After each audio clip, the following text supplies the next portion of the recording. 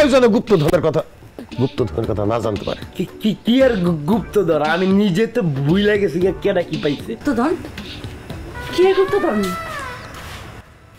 বিশ্বাস করেন কাকা, আমি কিন্তু আবার কই না আপনি যে গুপ্তধন পাইছেন। কইছি আপনারা আমি। আব্বা আপনি গুপ্তধন পাইছেন?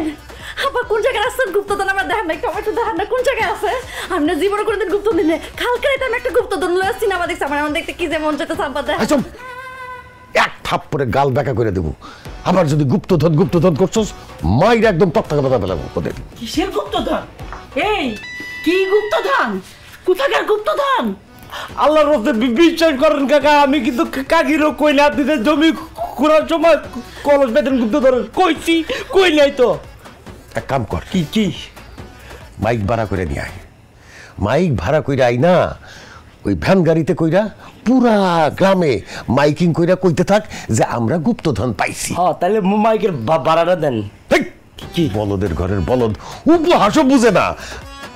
সবাই যখন যাই নাই ফেলাইছো, অফিসিয়ালি কইতেছি আমরা গুপ্তধন পাইছি।